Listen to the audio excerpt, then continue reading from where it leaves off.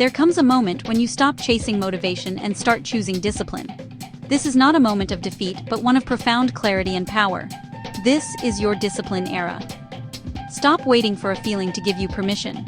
Start building a foundation that does not crumble with mood swings. This is your signal.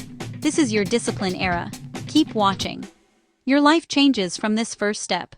We are often told to find our motivation, to chase that electric feeling of inspiration that promises to change everything. We see it glorified, the sudden burst of energy that launches a new venture, a new diet, a new life. But let's be honest about the nature of this powerful yet fleeting force. Motivation fades.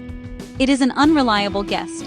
It visits when it pleases, often arriving in a flash of brilliance in the middle of the night or during a captivating speech. And just as quickly, it leaves without warning, often at the first sign of difficulty or the mundane reality of the work required. This reliance on feeling creates a volatile cycle, brief, intoxicating highs where anything seems possible, followed by long, quiet lulls of inaction. In these lulls, we find ourselves scrolling, waiting, wondering where the energy went, feeling guilty for our own stillness. We mistake its absence for a sign that we should stop, that the goal wasn't right for us after all. Let's be clear, motivation is a wonderful catalyst. It's the spark that ignites the engine, the initial push that shows us a vision of what could be. It's a gift, and when it arrives, we should use its power. But it is a terrible foundation upon which to build anything of lasting value. A foundation must be solid, stable, and present every single day, especially on the days it rains. This is the trap of the motivated mindset. We wait to feel ready to start. We tell ourselves, I'll begin when I feel inspired, or I'm just not in the right headspace today. This waiting becomes a form of sophisticated procrastination. Days turn into weeks, and weeks into months. The perfect feeling never arrives, and so we do not start at all. Our greatest ambitions remain locked behind the door of emotional permission. This is where discipline enters. Unlike its flashy counterpart, discipline is quiet, unassuming, and profoundly powerful. Discipline builds results, not on the shifting sands of emotion, but on the bedrock of commitment. It is the steady hand that guides the work, regardless of mood. It is the quiet voice that says, "It is time," whether you feel tired, bored, or uninspired. It doesn't ask for permission from your feelings. It operates on a promise you made to your future self. Here lies the great secret that the disciplined know. The feeling comes after the action. The sense of accomplishment, the pride, even the motivation to continue. These are not prerequisites for work. They are the rewards of it. By simply beginning, you generate the very feeling you were waiting for. This is how you honor the woman you want to become, not the feeling of the moment. The woman you envision, the one who is accomplished, strong, and at peace, was not built on whims. She was forged through thousands of small, consistent choices that prioritized her long-term vision over short-term comfort. Think of it this way. Motivation builds a sandcastle. It's exciting to construct, beautiful for a moment, a thrill for all who see it. But when the tide of reality, boredom, fatigue, a single setback, inevitably rolls in, it vanishes without a trace. A fortress, however, endures. A fortress is built with discipline. It is built stone by stone, day by day. Each stone is a small, deliberate action. Waking up on time, writing one page, making one healthy choice, completing one task. These actions may seem insignificant on their own, but together, they create an unshakable structure. This fortress of habit and routine withstands storms. It weathers the tempests of self-doubt, the gales of criticism, and the droughts of inspiration. It stands the test of time, becoming stronger and more formidable with each passing year, a testament to the power of your commitment. Do not mistake this for a call to a life of rigid, joyless austerity. Discipline is not harshness. It is the highest form of self-respect. It is the act of respecting your future self enough to do the hard work now, so she can live the life you dream of. It is a quiet, profound act of love. So today, make a different choice. Stop chasing the fleeting shadow of motivation and start building your fortress. Lay the first stone. It doesn't have to be perfect. It just has to be placed. When challenge appears, as it always does, the contrast between these two paths becomes starkly clear. The path of motivation is a sprint, not a marathon. Motivation leaps forward with boundless energy, but it deserts you at the first sign of boredom or failure. The moment the work becomes tedious, the moment you receive criticism, the moment you don't see immediate results, motivation vanishes, leaving you stranded. This constant cycle of starting and stopping leaves dreams gathering dust on the shelf of good intentions. It creates a history of incompletion that erodes your self-trust. But discipline shows up. It is quiet, consistent, and ultimately unstoppable. It doesn't need a cheering section. It doesn't need to feel good. It simply does what needs to be done, transforming grand ambitions into daily manageable realities. This is your power. This is your fortress. True discipline is not about force, but about structure. It's the elegant architecture you build to support your ambitions. Let us begin with the foundation of this structure, a simple morning ritual. Before the world demands your attention, you must first claim it for yourself. This is not about adding more to your plate, but about starting with intention, creating a quiet space for clarity before the noise of the day begins. Begin with a glass of water. Hydrate your body and mind. Now sit. Close your eyes. Breathe deeply 3 times. Inhale purpose, exhale distraction. Feel the air fill your lungs, a conscious anchor to the present moment. This simple act of stillness calms your nervous system, shifting you from a state of reaction to one of deliberate presence. Now open your journal. Write one thing you are grateful for. It can be profound or simple: the comfort of your bed, a supportive friend, the taste of your morning coffee. Gratitude is a powerful lens. It reframes your entire perspective, grounding you in abundance rather than lack. It reminds you of the good that already exists, building a resilient foundation for the challenges ahead. Next, write one, and only one, important task for today. This is your North Star.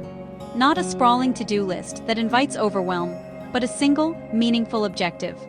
What is the one action that, if completed, will make this day a success? Defining this priority brings immediate clarity and dissolves the paralysis of having too much to do. This small act sets a calm, focused tone.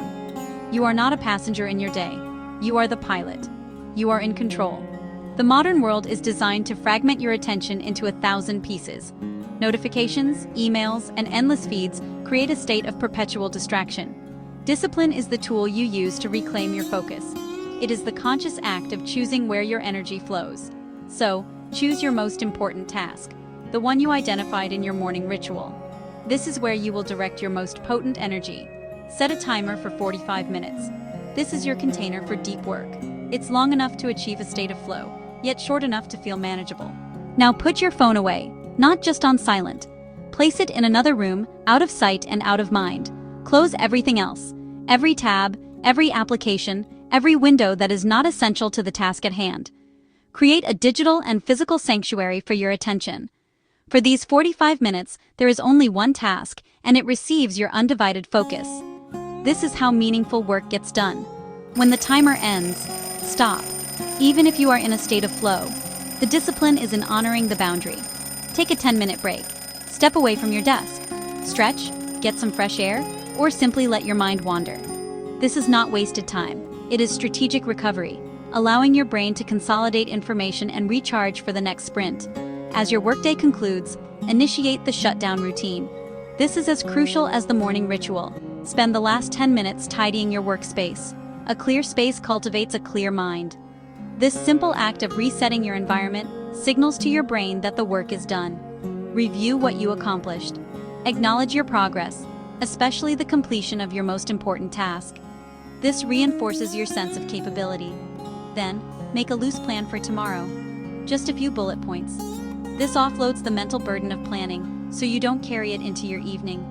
Closing your journal and powering down your computer creates a psychological boundary. It's a definitive end to the workday, allowing your mind to fully disengage and rest. Without this closure, your brain remains in a state of low-grade work, robbing you of true rejuvenation. The morning ritual, the focused work block, the shutdown routine. These 3 systems form the simple, powerful architecture of a disciplined and serene life. They are not rigid rules, but flexible frameworks. They are the guardrails that keep you on track, the levers that multiply your effort. These simple, elegant systems are what carry you toward your goals, not through sheer willpower, but through intelligent design. They ensure progress, even on low-energy days, transforming grand ambitions into daily, manageable actions. The most powerful force in your journey of self-improvement is not a single heroic leap, but the quiet, relentless accumulation of small, disciplined actions. This is the compound effect. It's a principle that governs everything from finance to personal growth, working silently in the background of your life. It doesn't demand grand gestures, only your commitment to the small, seemingly insignificant choices you make every single day. Think of it like earning interest on your interest, a concept that allows wealth to grow not linearly, but exponentially. At first, the progress is so slow, it's almost imperceptible. You might even question if your efforts are making any difference at all. But beneath the surface, a powerful momentum is building. Each consistent action is another layer, another deposit into the bank of your future self. Consider this. Setting aside $20 a week feels small, almost trivial. It's a coffee and a pastry you skip, a subscription you cancel. For weeks, even months, the total amount seems unimpressive. But let time do its work. After 1 year, that small habit has quietly become over $1,000. Extend the timeline.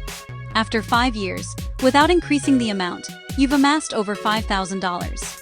After a decade, it's more than $10,000. What began as a minor sacrifice has compounded into a significant resource, providing options, security, and a tangible reward for your patience. This is how small, daily choices blossom into monumental freedom. This principle applies just as powerfully to your skills and knowledge. Dedicating just 15 minutes a day to reading a book, learning a language, or practicing an instrument seems like a drop in the ocean. But consistency transforms that drop into a flood.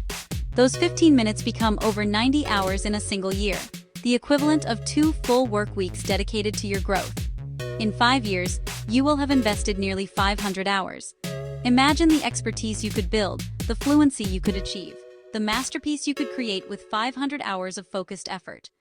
This is the path to profound transformation, paved not with intensity, but with unwavering regularity. But be mindful, for this universal law is impartial. It does not distinguish between good habits and bad ones. Poor choices also compound, silently weaving a reality you do not want. 1 extra snack, 1 skipped workout, 1 hour lost to mindless scrolling. Each seems harmless in isolation, but compounded over time, they lead to outcomes of regret, poor health, and unfulfilled potential. Your discipline is the rudder that directs this powerful force. It's the conscious, deliberate act of choosing the small, positive action over the easy, negative one. The goal isn't perfection, it's direction. Aim for just 1% better today than you were yesterday. How? Make the action so small it is almost impossible to say no.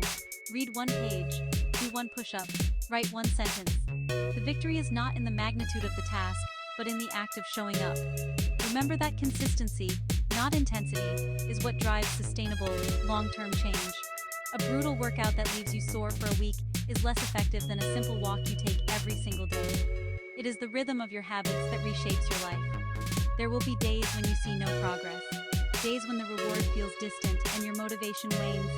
This is the critical test. Trust the process, especially when the reward is invisible. The magic is happening beneath the surface. Keep showing up.